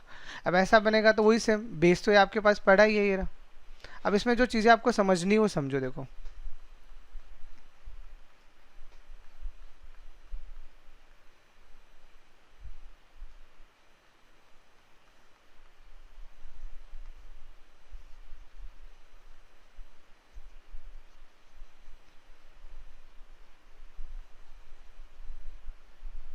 अब देखो बाकी फिगर्स में, अब अगर अपन बाकी क्वांटिटी की बात करते हैं तो बाकी क्वांटिटी में सबसे पहले हमारे पास क्या आएगा, हाइट आएगा। तो यहीं से हम चलेंगे और यहाँ हम क्या निकालेंगे इसका, पहले ये हमारे पास निकलेगा इसका हाइट। और इसके स्लेंट हाइट की बात करते हैं तो ये यहाँ से आएगा और इस पर परपेंडिकुलर डालेंगे तो ये हमारे पास क्या आएगा, स्लेंट हाइट, ठीक है। और फिर ये हमारे पास में ऐसा चलेगा, समथिंग लाइक दैट, ठीक है। तो ये हमारे पास में h बन गया, ये हमारे पास में l बन गया। अब इसके बारे में अपन देखते हैं। देखो अब आप खुद सिर्फ मुझको इतना बताओ कि ये मेरा स्क्वायर है, सिर्फ इसको समझना। अगर मैं यहाँ से ये वाला अगर ये सेंटर बना रहा हूँ, ये वाला सेंटर बना रहा हूँ, तो एक बार के लिए सेंटर के लिए अगर मैंने ये लाइन खींची, अगर ये मान लीजिए ये यहाँ है, तो ये अगर सेंटर बना होगा इसका मतलब ये हाफ हाफ हुआ होगा। अरे अगर मैंने इसको सेंटर बनाया होगा तो ये तो हाफ हाफ हुआ होगा। देखो ये अगर मैं ऐसे इसको मिला रहा हूँ एक बार समझने के लिए। तो ये तो आपका पूरा साइड बन गया ना, और इस हाइट के लिए मैंने आपको सेंटर बोला था, तो ये सेंटर हमेशा इसको हाफ हाफ ही करता है। इसका मतलब अगर इसका साइड आपका ए है तो ये a/2 होगा या नहीं होगा, बताओ। तो यानी यहाँ से अगर आप इसको सॉल्व करते हो तो आपका कैलकुलेशन कैसे क्या आएगा, यानी एल स्क्वायर का वैल्यू अगर आप फर्स्ट रिजल्ट निकालते हो तो आपके पास फर्स्ट रिजल्ट क्या आएगा कि L square is equal to H square plus a/2 whole square. This is your first result. May be इसमें आपको कोई कंफ्यूजन नहीं होना चाहिए, ठीक है। तो ये आपका पहला कंक्लूजन आ गया। अगर आपको एल और एच दिया गया है, ए निकालना है, then you can use that formula. अगर आप सेकंड बात करते हो स्लेंट हाइट के कॉरेस्पॉन्डिंगली, जैसे ये फिगर बना पड़ा है, मैं इसी फिगर में आपको समझा दूं। तो देखो स्लेंट हाइट के कॉरेस्पॉन्डिंगली अगर आप बात कर रहे हो तो चलो ये मेरा ई है, बस समझना इस चीज़ को, ये मेरा ई है। अब अगर मैं ई को यहाँ से यहाँ लेके जाता हूँ, देखो अब ये यहाँ से जाएगा, तो अगर ये यहाँ से जाएगा तो ये इसका डायगोनल बनेगा या नहीं बनेगा, देखो अरे ये दिख रहा है ना। अगर मैं इसको यहाँ से लेके जाऊंगा तो ये पूरा का पूरा मेरा डायगोनल बनेगा, ये वाला, और पूरा का पूरा डायगोनल बनेगा तो मेरे लिए कंप्लीट डायगोनल कितना होता है, अगर साइड ए तो √2a होगा। लेकिन अगेन इस पॉइंट पे आके डायगोनल भी आपका बाइसेक्ट हुआ है, तो इसका मतलब हाफ करोगे तो ये कितना आ जाएगा, a/√2। तो इसका मतलब अगर मैं इसको इसके लिए सॉल्व कर रहा हूँ तो ये वाला डिस्टेंस मेरा कितना आना चाहिए, a/√2, ठीक है। तो ये मेरा a/√2 है, ये मेरा e है और ये मेरा h है, परपेंडिकुलर यहाँ है ही, नो डाउट अबाउट दैट। तो यानी सेकंड रिजल्ट हमारे पास में e स्क्वायर का रिजल्ट कितना आने वाला है, h स्क्वायर प्लस a/√2 का होल स्क्वायर, ठीक है। ये आपका आ गया सेकंड कंक्लूजन। और थर्ड कंक्लूजन कब मिलेगा, जब आप इसको ओपन करोगे। तो इसी को जब आप ओपन करोगे तो ये तो आपका स्क्वायर बेस है ही, यहाँ से आपका एक ट्रायंगल आएगा, एक ट्रायंगल यहाँ आएगा, एक ट्रायंगल यहाँ आएगा और एक ट्रायंगल यहाँ आएगा। तो सिर्फ मैं इस वाले की बात करता हूँ। अगर ये मेरे पास ए है, ये मेरे पास ई है, तो ये मेरे पास में क्या है, स्लेंट हाइट। और स्लेंट हाइट यहाँ पे, अरे ये तो आपके पास ट्रायंगल ही है ना, आइसोसेलेस ट्रायंगल है, ये दोनों ई है। तो ये आइसोसेलेस ट्रायंगल है, तो ये अगर हाइट है तो इसको बाइसेक्ट भी करेगी। अरे बताओ करेगी या नहीं करेगी, हाँ।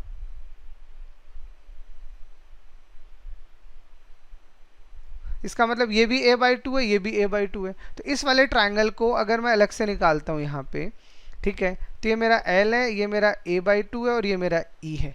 तो ये वाला ट्रायंगल का रिजल्ट तो एज इट इज है, जो किस में था, ट्रायंगल में भी ऐसे ही था। तो इस रिजल्ट को अपन क्या लिख सकते हैं, E square is equal to L square plus a/2 का होल स्क्वायर। तो ये रिजल्ट आपको में भी याद ना रहे, याद रखना भी मत, बस आप अपना तरीका याद रखना कि अगर आप साइड से जा रहे हो तो साइड का हाफ होगा, और अगर आप वर्टेक्स से जा रहे हो तो डायगोनल का हाफ होगा। क्योंकि पिरामिड का बेस जब ट्रायंगल होता है ना, तो वर्टेक्स वाला क्या बनता है, सर्कम रेडियस बनता है और साइड वाला इन रेडियस बनता है। लेकिन अगर वो स्क्वायर बेस है तो साइड वाला साइड का हाफ बनेगा और वर्टेक्स वाला डायगोनल का हाफ बनेगा, ठीक है। अगर यहाँ तक कोई दिक्कत है तो बता दो। और बाकी फॉर्मूले तो ये रेगुलर बनेगा, तो रेगुलर बनेगा तो आपका total surface area, lateral surface area और वॉल्यूम तो मैं जनरल लिखवा ही चुका हूँ।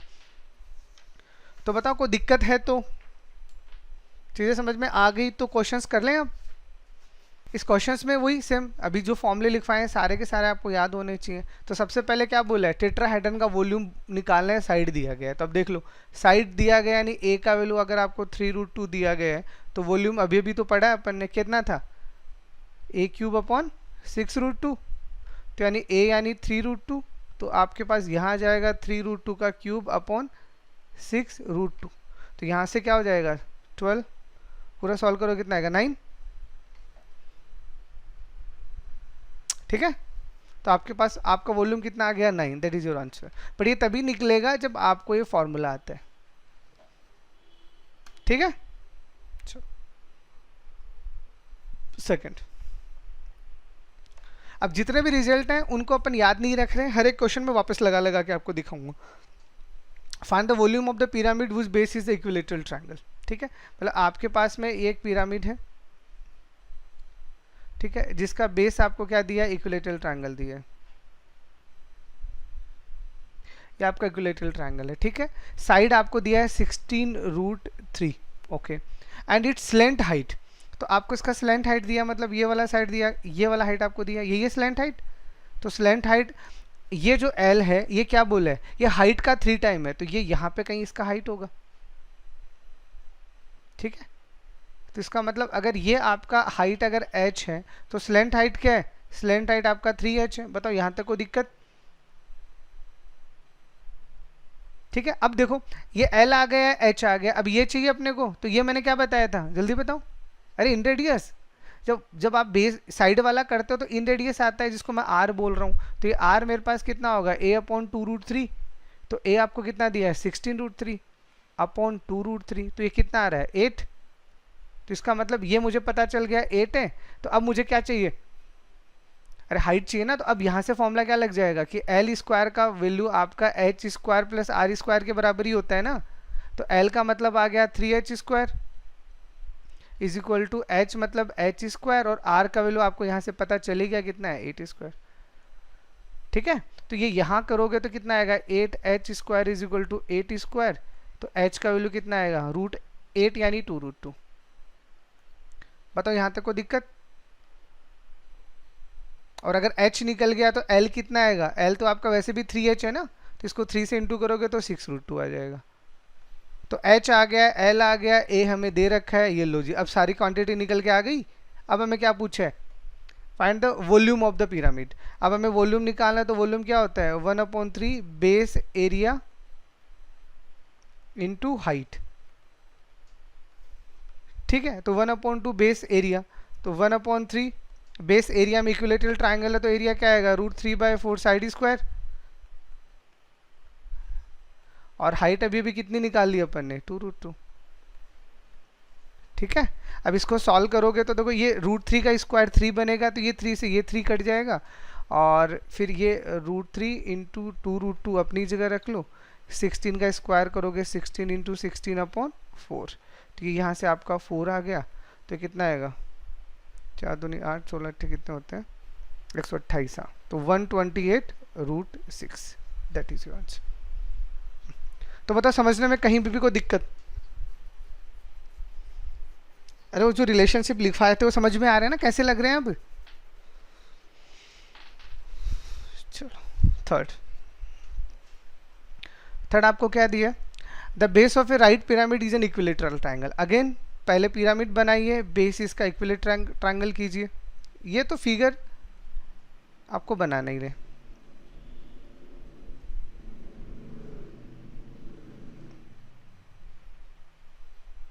अब हमें क्या क्या दिया गया है देखो, the base of the right pyramid is equilateral triangle, ठीक है, विद साइड 4, तो ये भी 4 ये भी 4 ये भी 4 आ जाएगा। The height of the pyramid is half of the slant height, तो देखो अगेन ये मेरी हाइट है, ये मेरी स्लेंट हाइट है। तो हाइट को और स्लेंट हाइट को अगर आप रिलेट कर रहे हो तो हाइट जो है वो स्लेंट हाइट की आधी है, तो इसको मैं 2h बोल दूं। अरे स्लेंट हाइट अगर मेरी 2h है तो हाइट इसकी आधी हो गई ना। तो find the length of the slant edge, तो आपको इस एज का रिलेशनशिप निकालना है। तो एज निकालने के लिए अब आपको क्या चाहिए बताओ। अरे ये आपके पास h आ गया, अब आप किसको रिलेट कर लो, ये स्लेंट, ये आपको l पता चल गया, ठीक है। तो आप क्या निकालो सबसे पहले, ये r तो आपको पता ही है ना, ये आपका r होता है, ठीक है। तो स्मॉल r का वैल्यू निकालेंगे तो क्या आएगा a/2√3, तो ये कितना आएगा आपके पास में 2√3। अब सबसे पहले इन तीनों की रिलेशनशिप निकालेंगे, तो l स्क्वायर इक्वल टू होता है h square plus r square, l की जगह आपके पास आ जाएगा 2h का स्क्वायर यानी 4h स्क्वायर, यहाँ पे h स्क्वायर और l का वैल्यू आपने 2√3 निकाल यानी 4/3। तो इसको सॉल्व करोगे तो 3h square is equal to 4/3, तो h यहाँ से कितना आ गया 2/3। तो h आपके पास 2/3 है, तो l कितना आ जाएगा, इसी का ट्वाइस है, तो 4/3 आ जाएगा। बताओ यहाँ तक कोई डाउट। अब हमें क्या निकालना है, स्लेंट एज निकालना है, तो अब हमें ये निकालना है। तो स्लेंट एज निकालने के लिए अब अपन इसको कनेक्ट कर देते हैं, ठीक है। तो इसको कनेक्ट करेंगे तो ये हमारे पास स्लेंट एज ई आ गया, और ये हमारा क्या होता है कैपिटल आर। बताओ कोई डाउट है क्या। तो ये हमारा कैपिटल आर होता है, तो इस कैपिटल आर को निकाल लेते हैं। देखो ये ई है, ये एच है, ये कैपिटल आर है, तो रिलेशनशिप क्या होता है, ये 90 डिग्री है। तो ई स्क्वायर इक्वल टू कितना आएगा, H square plus R square. तो आर का वैल्यू कितना होता है, a/√3, तो यानी ये आपके पास कितना आ जाएगा, 4/√3। तो यानी ई का वैल्यू आपके पास आएगा रूट में, एच आपने निकाल लिया 2/3, यानी इसका स्क्वायर करोगे 4/9 और इसका स्क्वायर करोगे कितना आएगा 16/3। तो इसको 3 से मल्टीप्लाई करोगे 48 प्लस 4 करोगे 52, और 52 कितना होता है 13√2/3। नहीं, उल्टा लिख दिया, 2√13।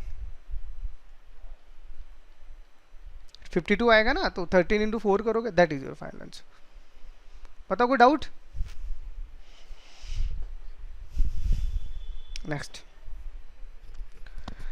नेक्स्ट अब 4 में आपको क्या दिया है, ए पिरामिड है जी स्क्वायर बेस। इस बार आपको जो पिरामिड दिया है उसका बेस जो है वो एक स्क्वायर है, ठीक है।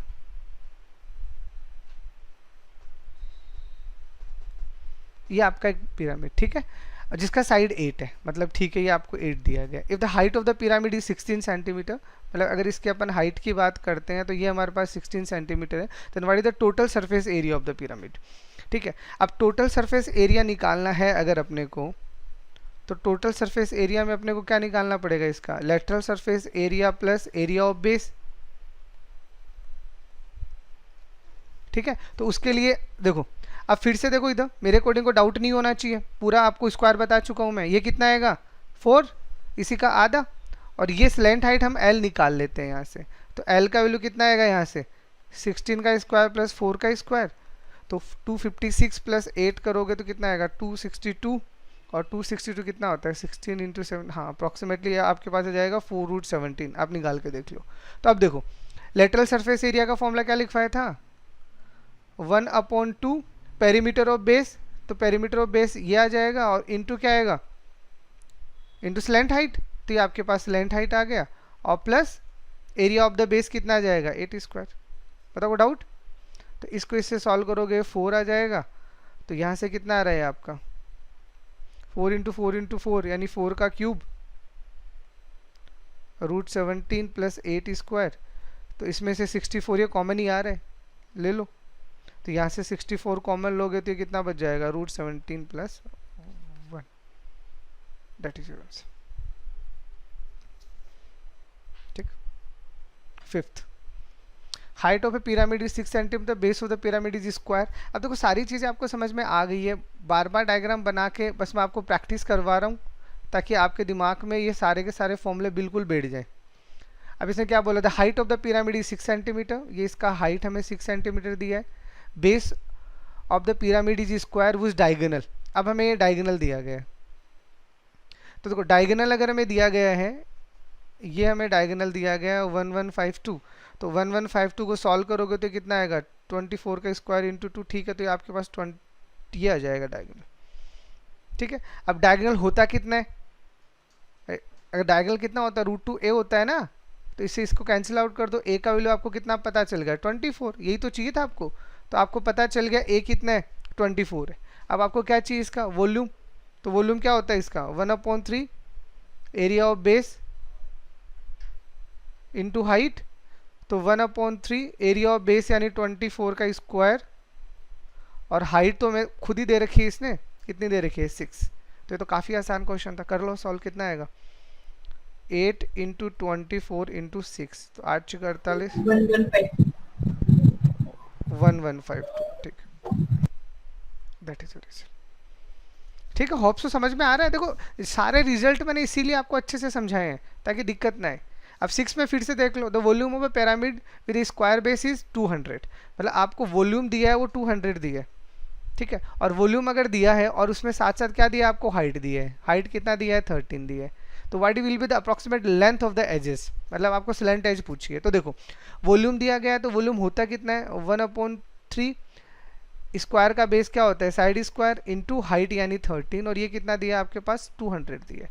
तो यहाँ से अगर आप a स्क्वायर का वैल्यू निकालोगे तो 600/13 आएगा,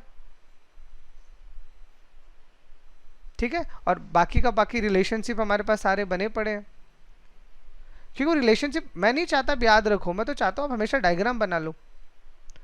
आप हमेशा डायग्राम बनाओ, चीज़ें खुद ब खुद क्लियर हो जाएंगी। ये लो आपका डायग्राम बन गया। अब आपको क्या क्या दिया गया है यहाँ से खुद देख लो।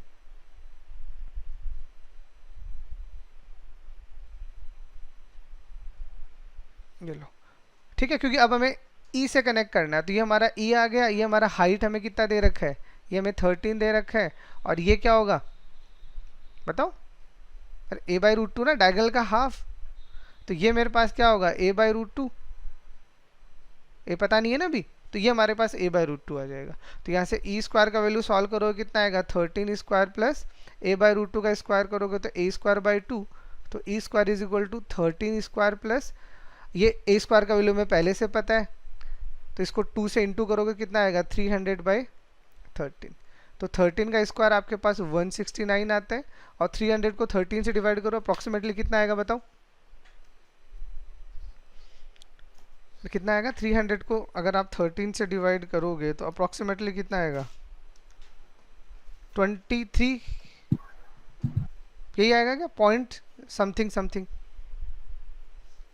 23.707। हाँ हाँ, तो इसमें अब क्या कर दीजिए, अब इसमें ऐड कर दीजिए 169, तो आपके पास अप्रॉक्सीमेटली ये कितना आएगा, 192 पॉइंट समथिंग। अब तो ई का वैल्यू कितना आएगा, √192 के अप्रॉक्सीमेटली आएगा। तो इसका मतलब ये कितना आएगा, 13 पॉइंट, देखो 192 आ रहा है तो 14 कितना होता है, 196 होता है ना। तो इसका मतलब ये जो स्क्वायर आ रहा है अप्रॉक्सीमेटली किसके अराउंड आ रहा है, 14 के अराउंड आ रहा है, नहीं आ रहा, बताओ। अरे 5 से छोटा और 5 से बड़ा, अगर आप यहाँ 14 लिख रहे हो और यहाँ 13 लिख रहे हो, तो 13 का 169 होता है, 14 का 196 होता है। तो इन दोनों में 196 इसके ज़्यादा क्लोज है ना, तो आंसर क्या हो गया हमारे पास में, आंसर हमारे पास में बताओ 14 हुआ है नहीं हुआ, यस सर। ठीक। 7th, irregular pyramid has a square base, height of the pyramid 22, side of its base is 14, volume of the pyramid equal to the volume of sphere। ठीक है, तो what is the radius of the sphere. तो इसमें तो कुछ करना ही नहीं है, दोनों का वॉल्यूम बराबर कर दो। अरे जैसे आपको क्या क्या बोला है,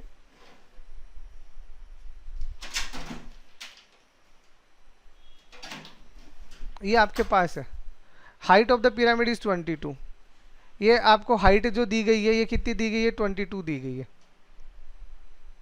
ठीक है। अगर आपको हाइट और साइड ऑफ द बेस 14 दी गई है तो ठीक है, वॉल्यूम का डायरेक्ट फॉर्मूला ही लगा दे, 1/2 बेस स्क्वायर इंटू हाइट, कुछ अलग तो निकालना ही नहीं है।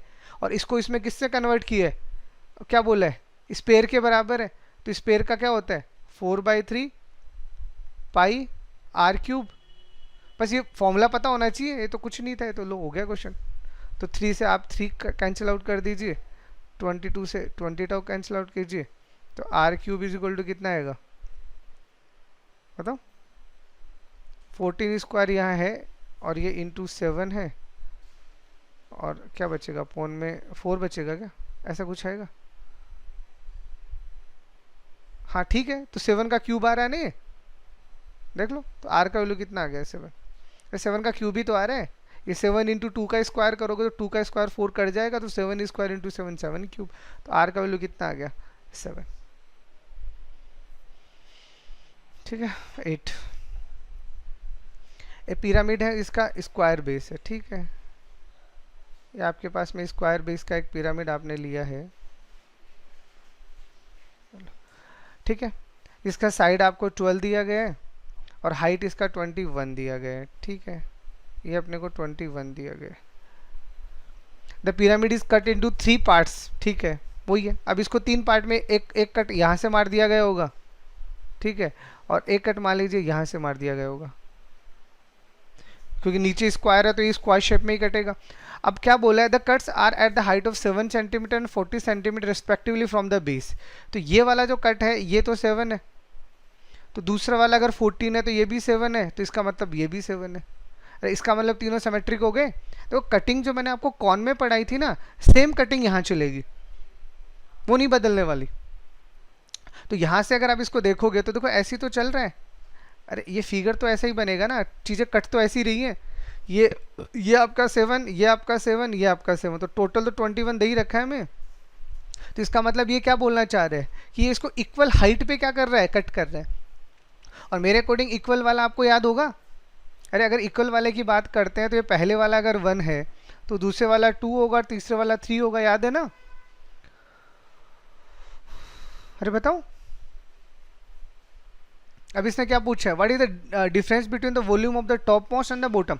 अब इसका वॉल्यूम का क्या आता है, अरे वॉल्यूम अगर निकालेंगे तो पहले वाले का क्यूब, दूसरे वाला का करेंगे तो 2 क्यूब माइनस 1 क्यूब, और तीसरे वाला करेंगे तो 3 क्यूब माइनस 2 क्यूब। तो इसका मतलब वॉल्यूम का रेशियो कितना आ जाएगा, 1, 7 और 19। ठीक है, ठीक है। अब ये जो टोटल वॉल्यूम है ये कितना आपके पास में 27, और अगर x की तरह टर्म करते तो 27x, और पूरा का पूरा वॉल्यूम हम निकाल लेते हैं तो 1/3, बेस कितना 12, तो 12 स्क्वायर, और हाइट कितना दे रखा है आपको 21 इंटू 21। तो यहाँ से सॉल्व करके आपके पास में x का वैल्यू कितना आ गया, निकाल लो कितना आएगा x का वैल्यू बताओ। ये आपके पास में यहाँ 7 आ गया, तो यानी x आपके पास आ जाएगा 12 इंटू 12 इंटू 7/27। तो ये आपके पास 3 से कटेगा 4 बार, ये 3 से कटेगा 4 बार, और ये 3 से 3 आ जाएगा। तो कितना आ जाएगा 16 इंटू 7/3, यही आएगा। ये आपके पास x आ गया। अब इसने क्या पूछा है, सबसे ऊपर वाला और सबसे नीचे वाले का वॉल्यूम का रेशियो।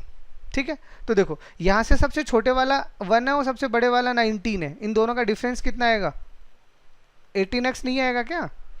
तो 18 इंटू एक्स का वैल्यू कितना है 16 इंटू 7/3, तो ये 6 और आ जाएगा, तो 16 इंटू 42, जिसको सॉल्व करो कितना आएगा, अभी किया था तो 672।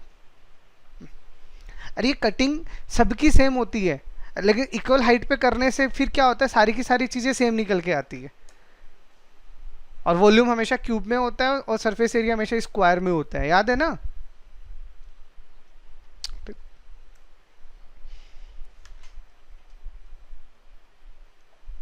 नाइन्थ आपको क्या बोला है, इस बार आपका बेस रेक्टेंगल है, स्क्वायर नहीं है। ठीक है, राइट। इसका हाइट दिया है और एरिया दिया है, तो मान लीजिए ये ए मान लेते हैं और ये बी मान लेते हैं। तो यानी एरिया की अगर अपन बात करते हैं बेस का, तो हमें ए इंटू बी कितना दे दिया 234। ठीक है, और कनेक्ट करो इसको।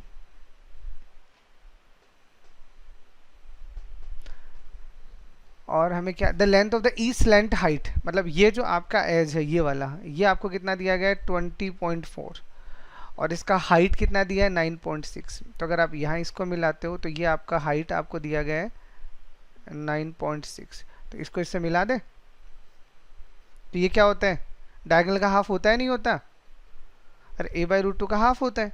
बताओ यहाँ तक कोई दिक्कत। तो इसका मतलब ये मेरा डायगोनल का हाफ होता है, क्योंकि डायगोनल निकाल लेते हैं, चीज़ें खुद ब खुद आसान हो जाएगी यहाँ पे। तो ये 9.6 है, ये आपका 20.4 है, ये d/2 है, तो 20.4 का स्क्वायर इज इक्वल टू 9.6 का स्क्वायर प्लस d/2 का होल स्क्वायर। तो यहाँ से आप पूरी कैलकुलेशन कर लीजिएगा, आपका d का वैल्यू आ जाएगा 36। ठीक है, और डायगोनल होता क्या है वैसे, अरे अगर ये रेक्टेंगल है तो इसका डायगोनल क्या होगा, √a² प्लस b² होगा या नहीं होगा, होगा। तो ये मुझे कितना दे रखा है 36, तो यानी a² प्लस b² का वैल्यू आएगा 36 का स्क्वायर, जो कितना होता है 1296। ठीक है, अब हमें क्या पूछा है, पैरामीटर पूछा है बेस का, तो वो कितना होता है twice of a plus B. अब एक बात बताओ, a इंटू बी पता है, a² प्लस b² पता है, तो अपन a प्लस बी नहीं निकाल सकते। अरे a प्लस बी का होल स्क्वायर जो आएगा वो कितना आएगा, a² प्लस b² प्लस का 2ab, यही तो आता है। तो ये वैल्यू हमें दिया गया 1296, और प्लस 2 ये कितना दिया गया है 234, और तो a प्लस बी का वैल्यू क्या आएगा, इसका रूट आएगा। इसको इससे करो कितना आएगा 468, तो ये आपके पास आएगा 1764, जिसका रूट आपके पास होता है 42।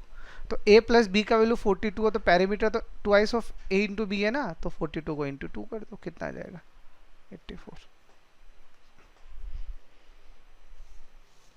ठीक है, 10। 10 आपको क्या बोला है, the base of a pyramid is a regular polygon. ये बेस जो रेगुलर पॉलीगन है कौन सा नहीं बोला, उस टोटल सरफेस एरिया, उसका टोटल सरफेस एरिया आपको दिया गया है 340।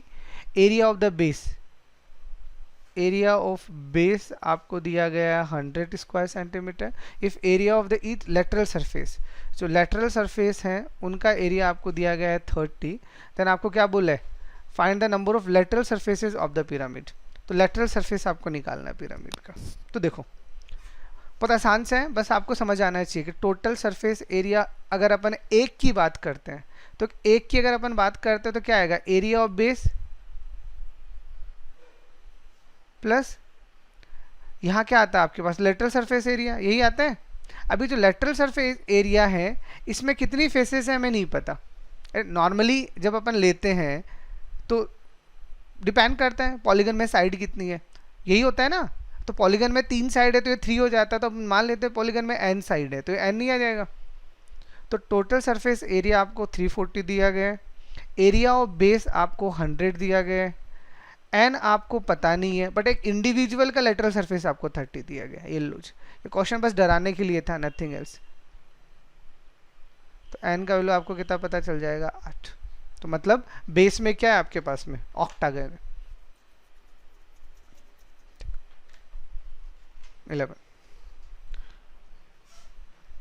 11 आपको क्या बोला है, the base of the regular pyramid is a square. ठीक है जी, आपका बेस है वो एक स्क्वायर है।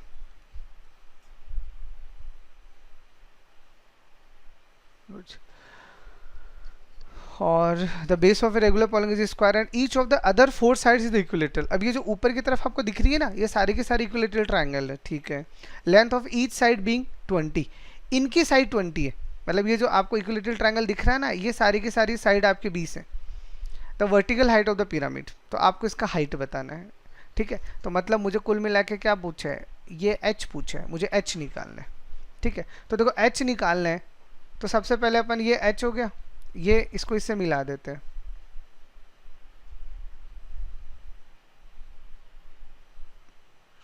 ठीक है,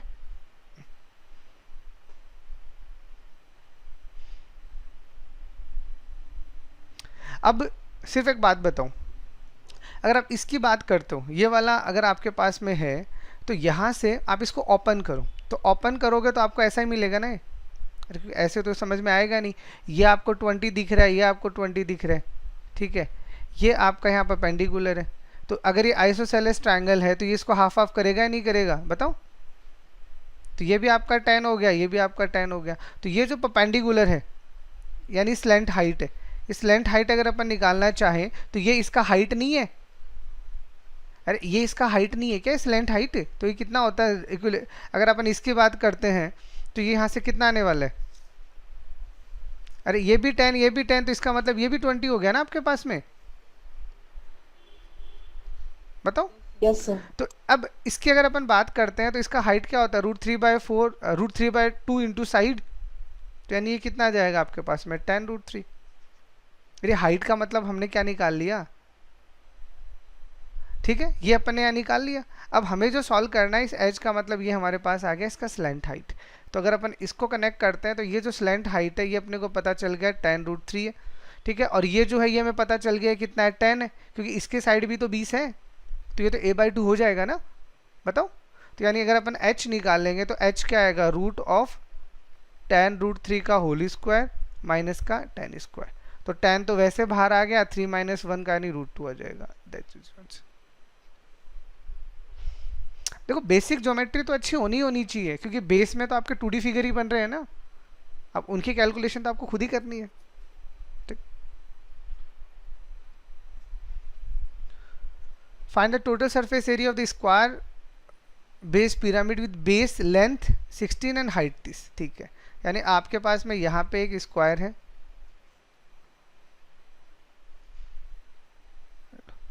ठीक है, इस स्क्वायर में आपको बेस जो लिया है वो 16 दिया गया है और हाइट ये जो दिया गया है आपको 15 दिया गया है। क्या पूछा है इसका, टोटल सरफेस एरिया पूछा है। तो टोटल सरफेस एरिया होता है क्या है वैसे, lateral surface area plus area of base, यही होता है। तो ये अगर हमारे पास 15 है तो इसको इससे मिला हुआ ये 8 आएगा, और ये हमारे पास लेंथ हाइट एल आएगा, तो बताओ एल कितना आएगा इसका, 15 स्क्वायर प्लस 8 स्क्वायर आएगा या नहीं आएगा? तो दिस इज 225 प्लस 64 जो कितना होता है 17 का स्क्वायर, यानी 17 आ गया एल। तो अब देखो टोटल सरफेस एरिया क्या आएगा आपके पास में 1/2 perimeter of the base, square है 16 into 4, perimeter into 4 into slant height कितना आ गया आपके पास 17 और प्लस बेस एरिया यानी 16 इंटू 16। इसको इसे काटोगे 8 8 चौक 32 32 इंटू 17 और प्लस ये करोगे तो 16 का स्क्वायर यानी 256।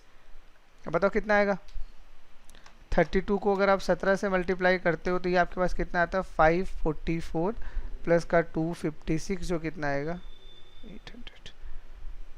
That is answer.